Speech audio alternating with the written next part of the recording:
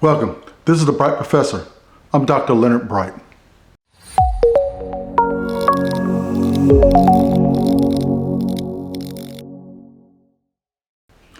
I applied for promotion to the rank of full professor, and I alleged my colleagues rigged the process against me.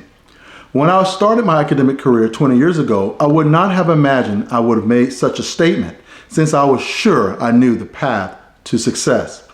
As a young assistant professor fresh out of graduate school, I hit the ground running. I believed my future would include collegiality and collaboration. I believed I would receive invitations to join research partnerships, that colleagues would support me, and that my field would value my contributions. Over the years, I worked diligently, and for the most part, I enjoyed it. However, I did this despite the hostility I experienced in the academic work culture that sought to drive me out of the profession. I just read you an excerpt, the first paragraph from my new book, Rig'em, a case study of leadership failure in the tenure and promotion process. And I think it really sets the stage for what the entire book is about. The realization that I had was not based on one day, 1 year, one workplace. This was based on experience for nearly 2 decades. In one workplace, in one set of group of people, things can be well, and all is okay. And you can be supported, and then the next moment, things can change. It can change suddenly, and now you're fighting for your career. One of the keys to fighting back against the culture of academia, you have to be aware of this as even a possibility.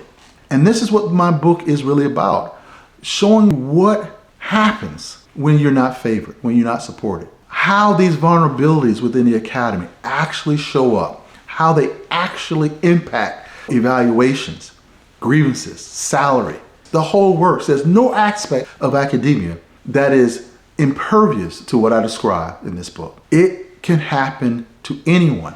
And to fight back against it, you have to accept the possibility.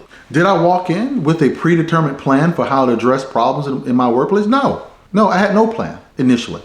I was even told, just like I'm talking now, by some members of the academy who went through some of these same things. Did I believe them? I thought that there was something performance-wise that was the reasons for why people had problems. I believe that when people didn't get tenure and promoted, it's because they didn't do their work. Now, there are some examples where that is absolutely the case. But there are too many examples of people doing their work, doing everything that they're being told, and nothing they can do to get the result that they earned. I had to wake up very quickly, because had I stayed asleep, not wanting to believe that this environment really was attempting to abort me, I would have suffered severe consequences. It was tough enough to fight back in full awareness. I would have been easy prey with my head in the sand. So my book is telling members of the faculty, open your eyes. But I also believe there are members out there who know the game, as they've played it on hundreds of professors every year, who have suffered unfair practices simply because somebody didn't want them there.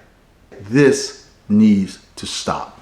For those faculty members who are experiencing this, who know what happened to you was not fair, for those of you who want to be prepared, this is why I wrote this book. You're not alone.